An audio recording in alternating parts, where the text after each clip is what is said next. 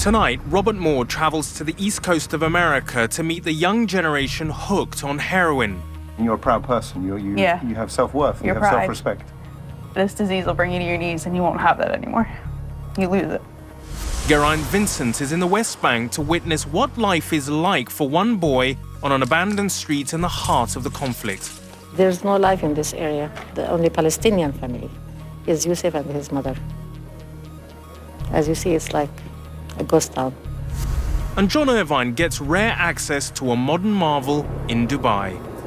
We aim to be number one, not locally, but globally.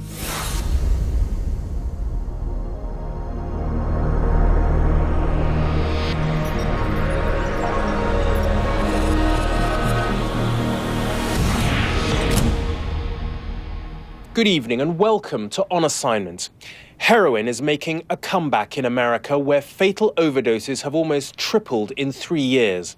As purer, more affordable forms of the drug flood the east coast of America, the young generations already hooked on prescription opiates have turned to this substitute to fuel their addiction. Robert Moore is in New Jersey to witness the nightmare that is unfolding in American suburbs. This report contains images of needles that some may find distressing. For the addicts, it's a relentless game of cat and mouse. They are driven by desperation. Camden County Police!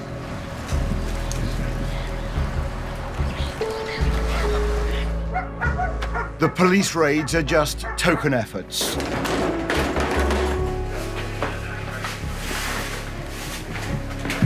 Clear. Those like Tara, who live only for the next fix, fear not the police. Come on out! Come on out with your hands up. Let me see. Let me see your hands. Let me see your hands. Let me see your hands. Let me see your hands. She fears instead only the cravings coursing through her system. Walk backwards. Backwards. Backwards. Stop. No one, not even these officers, believe that America can arrest its way out of the epidemic of heroin addiction sweeping this nation.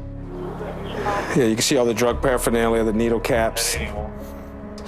I mean, if this isn't rock bottom, I don't know what is.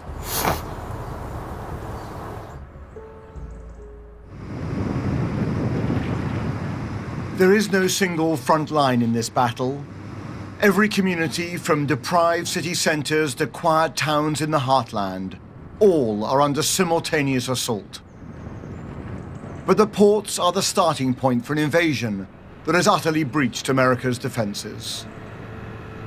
This is Camden in New Jersey, where so much of this drug starts its journey across America's northeast. All right, this here is a large seizure of heroin. And this is it. Perhaps America's single greatest curse, responsible for so much misery, crime, and destruction. Here we have 1,000 bags, cut and packaged by a mid-level dealer, and stamped, perhaps appropriately, with the name Dead Man. 80 grand a week. $80,000 a week. Are you kidding me? No. I meet a current addict and former dealer who played his part in the great criminal enterprise that is heroin. Zach had a simple business model. So my goal was to go buy bulk and bring it to the suburbs. There's not another dealer in this county. I have no competition. I am the only dealer. Right. I mean, I've sold to some lawyers, you know, that are going to court to represent a client on drug charges. And he needs his fix first. It's that pervasive. It's that serious. Hi, would you like everything? We have star water, alcohol lights, cocktails. This is the local needle exchange for addicts. And here, it is shockingly clear that heroin is no longer a drug of a desperate underclass. How are you today? Good, how are you?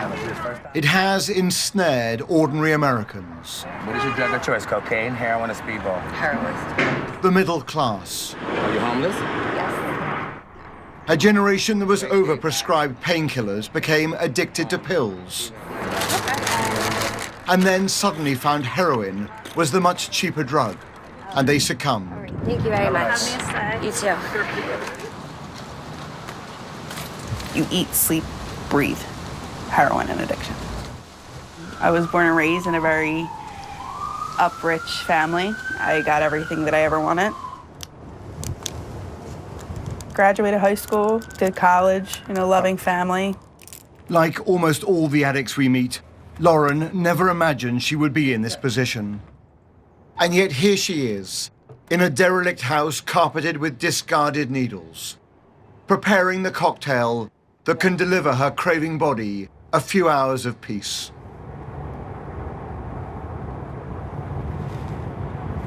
You go wherever you can to, get your fix.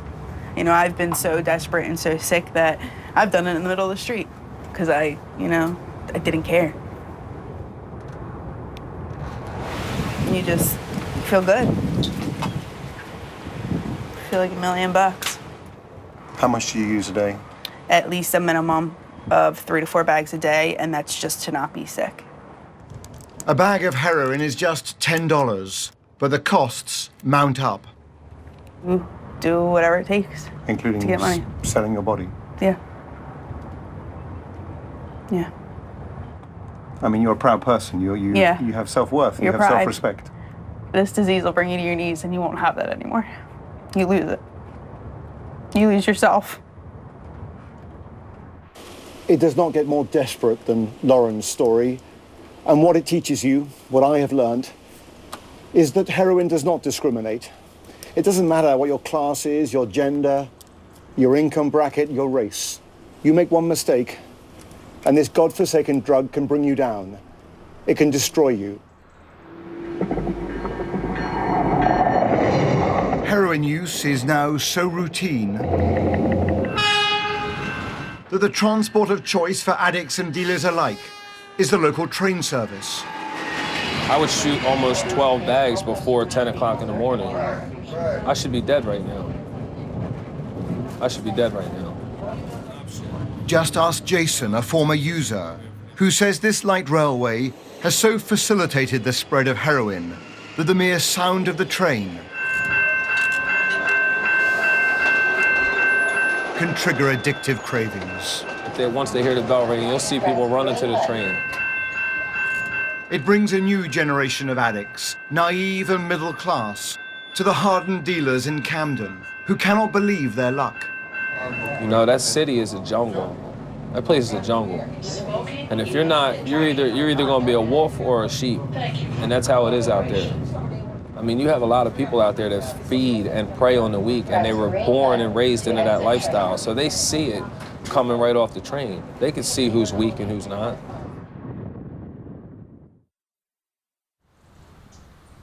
I just sat on my couch and looked up at the sky and I said, you gave me Anthony, and now you need to take him back from me.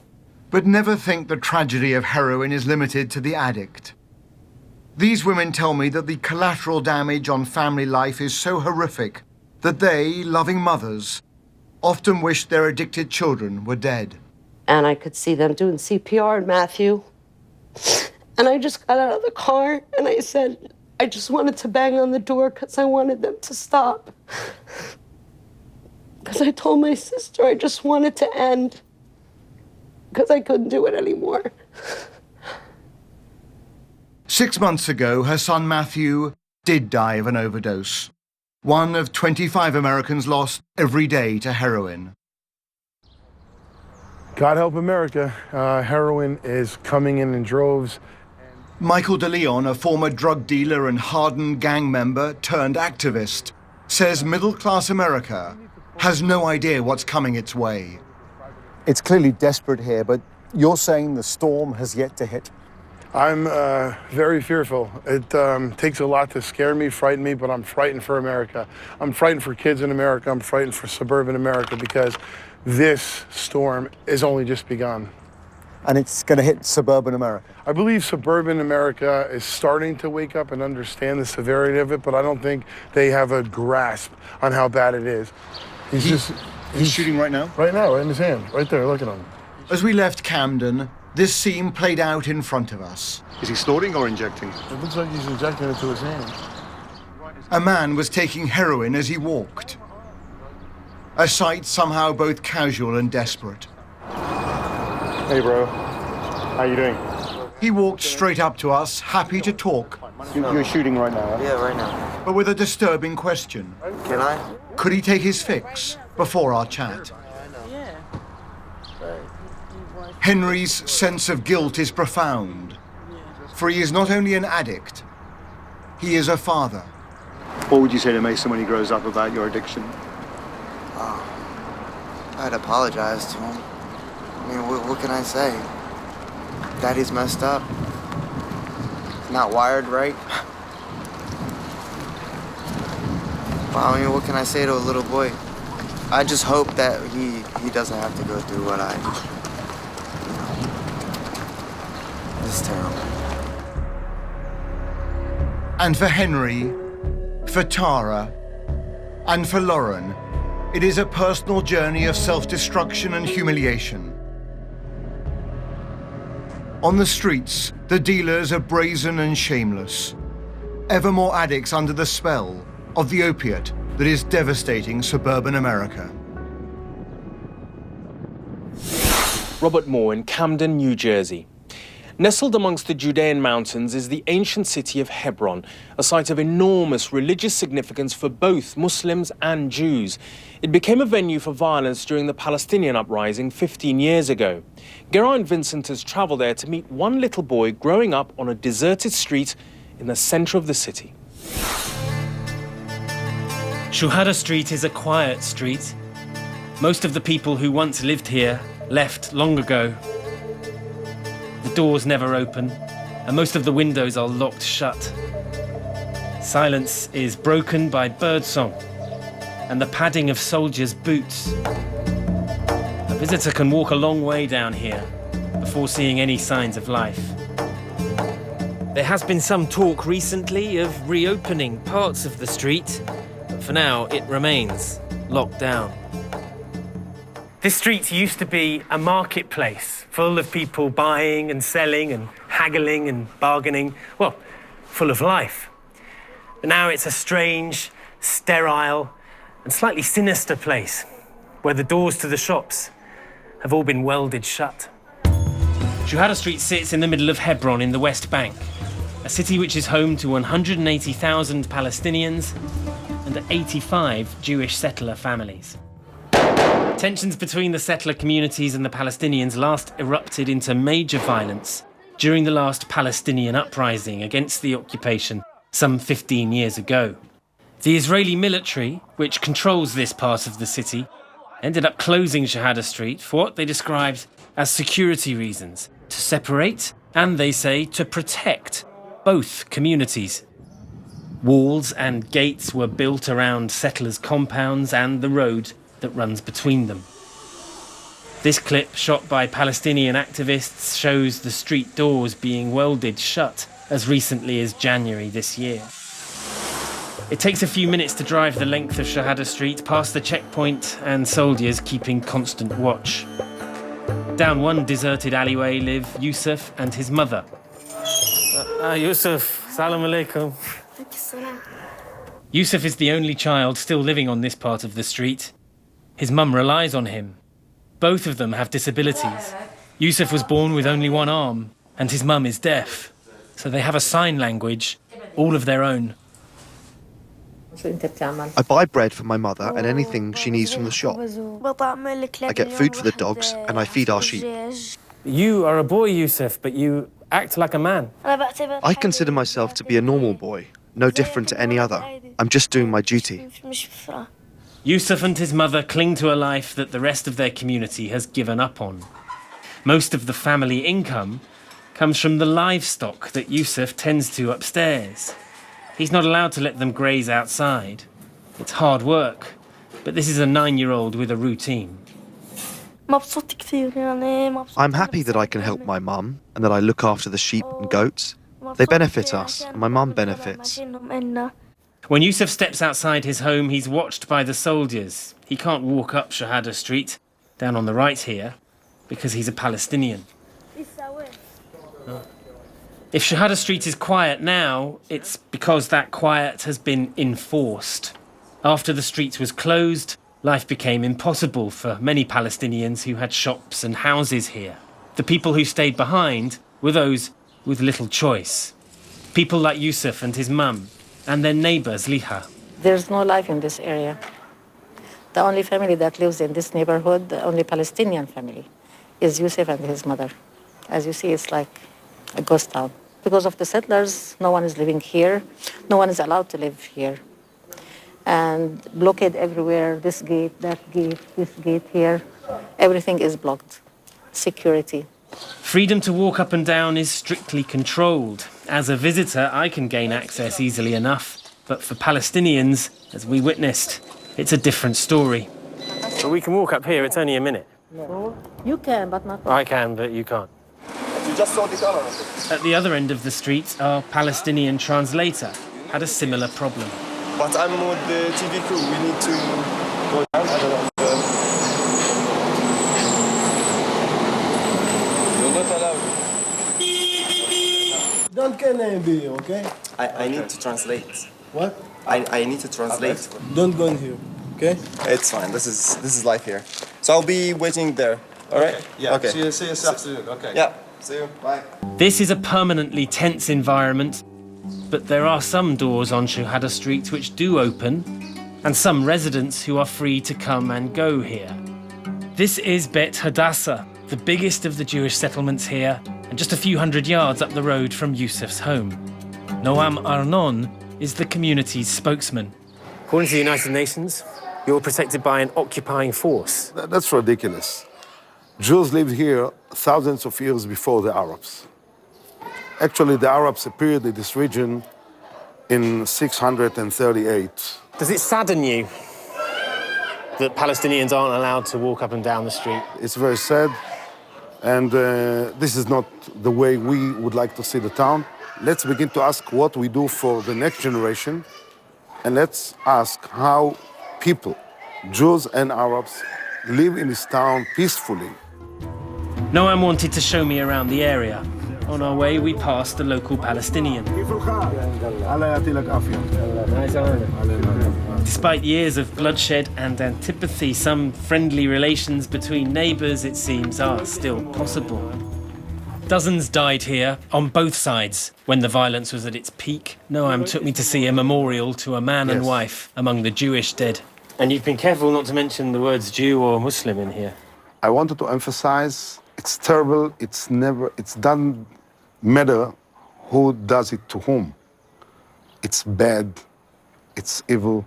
Once the city will be declared as free terror zone, the shops will be open again, the roads will be open again, everything will be open again. Further down from the memorial, a Jewish wedding at the tomb of the patriarchs, one of the holiest places in this holy land, sacred to both Muslims and Jews. Joyful celebrations and ancient traditions observed at this very special but fiercely contested site. Back up the street, meanwhile, a little boy and his mother live an isolated life. Tell me what you think of your son. You must be very proud of him. Tell me. شو رايك بابنك؟ شو رايك؟ كيف هي بتشوفك؟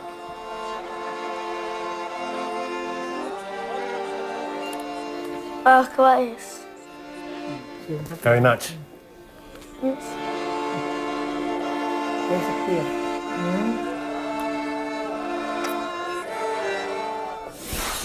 Geraint Vincent in the West Bank. Taking 6 years and $1.5 billion to build, the Burj Khalifa in Dubai has been the world's tallest building for 5 years. But in a climate where newly wealthy nations view height as the ultimate sign of a global presence, how long can the huge tower keep hold of that title? John Irvine spent a day in one of the modern wonders of the world.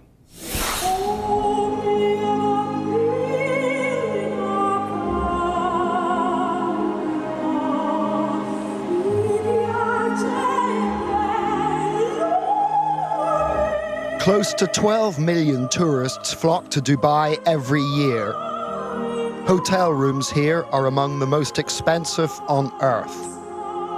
The skyscrapers are probably some of the most photographed anywhere, and none more so than the Burj Khalifa. Above all else, the world's tallest building. A fact that is celebrated with a fountain and a serenade every half hour. It's the pride of the nation. But look away now if heights are not your thing.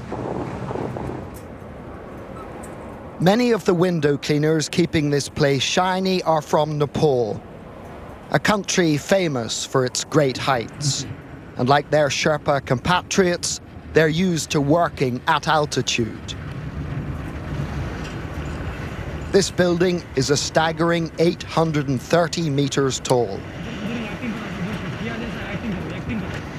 It has 160 floors, and there is quite literally daylight between the top and bottom.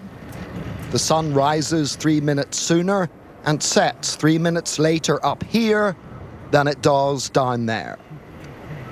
Arrangements had been made for me to have a closer look at their work. Officially, the cradle we were in is called a building maintenance unit. However, to me, it was a precarious swing in the wind. In Dubai, this building is known as the Vertical City, and it's the job of 4,000 maintenance staff to keep it running smoothly. Staff who work in or outside this building, and I can tell you from where I'm standing, they really earn their money. The building holds 7 world records, and I'm standing in one of them, the world's tallest lift, which connects just 2 floors, ground and level 123. Right, this lift is now traveling at something like 30 miles per hour. It's going to go down 123 floors in less than a minute, and you can, feel your ears popping. And in a building this big, the lifts are literally the lifeline. Bashar works in the control room. So this is your empire? It is. As I said, it is the brain of this building in which we have a control all over the place. In the event of an emergency, like an earthquake or fire, the lifts actually become the lifeboats. So here you can see a camera that is filming inside a shaft. So what happens is this is a lifeboat, is now descending. In case of an earthquake, we will be able to inspect the area if for any cracks, if the area is safe to use, and if there is any smoke infiltration. And this is going quite fast? It's at 10 meters per second. A nation's pride rests on the shoulders of the men and women who make the tower tick. Here in Atmosphere, the world's highest restaurant, the pressure of a professional kitchen is intensified by the lofty ambitions of this great monument. Good morning, chef. Do you ever get used to being up here? Do you ever get blasé about it? No. Or is it always exciting? Yeah, it's always exciting, yeah. Sometimes I can lose my nerve, I'm 25 years experience in the industry, Here it's totally different. It's totally different. Anywhere you go, and in Dubai or when you chat with your friends and everything, they always come up and say, you work on the highest restaurant in the world, And when you grow up in the small country, small town in France, Southwest, you never think you're going to be there, You never do. So I'm very proud, yes.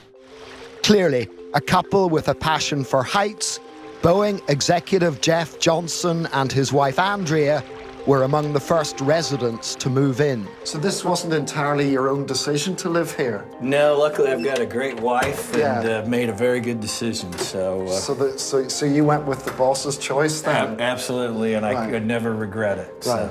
Well, I don't blame you. Look at it. So welcome to the Burj Khalifa at the Johnsons. We're very happy. Johnson's at the 44. That's right. Excellent, excellent. It's never old. I mean, we've been here 3.5 years, and even as I sit here and I look out the window, I see new things. I just am amazed at everything that Dubai has to offer that I can see from my apartment or nearby. If you go out in the gardens and you look straight up the building, I mean, it's hard to believe you're not in Gotham City. I mean, just looking at the spectacular building and the lights. So now we're very happy here.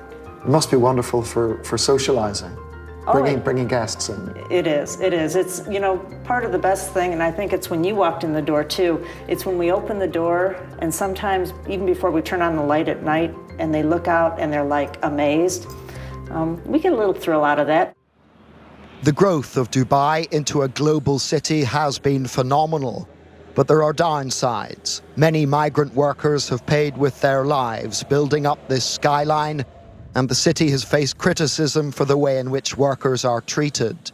The country in which Dubai sits, the United Arab Emirates, is a relatively new nation made rich by oil first found in the region by the British, who withdrew in 1971. The Burj Khalifa is a symbol of the UAE's determination to make its mark on the world. Building manager Ahmad Al-Falasi was part of the team that dared to dream big. I was just wondering, was there a moment that you can remember, perhaps sitting around a table like this, when somebody said, let's build the tallest building in the world? See, for us, it was a dream, it was a thought. And then that thought, it was a drawing on a piece of paper. Not so many people knows this. First sketch of Burj Khalifa was 90-story. And then during the process, we thought, no. If we were gonna do a building which will be considered, even with the 90-story, the tallest building in this region, we said no. We aim to be number one, not locally, but globally.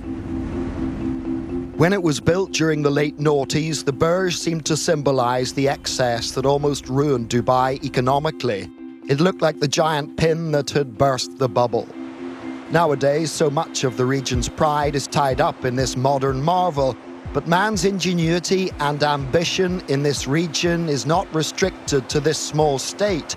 1,000 kilometers away in Saudi Arabia, ground has already been broken on what hopes to be the world's next tallest building, and this colossus may one day have to live in its shadow.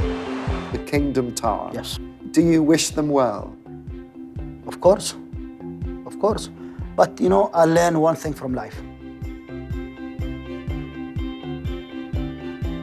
If they open, we will be the first people to congratulate them. But until then, we are number one. John Irvine in Dubai. That's all for tonight. We'll be back with more reports from around the world next month, when I hope you'll join us. Until then, from all of us on the programme, a very good night.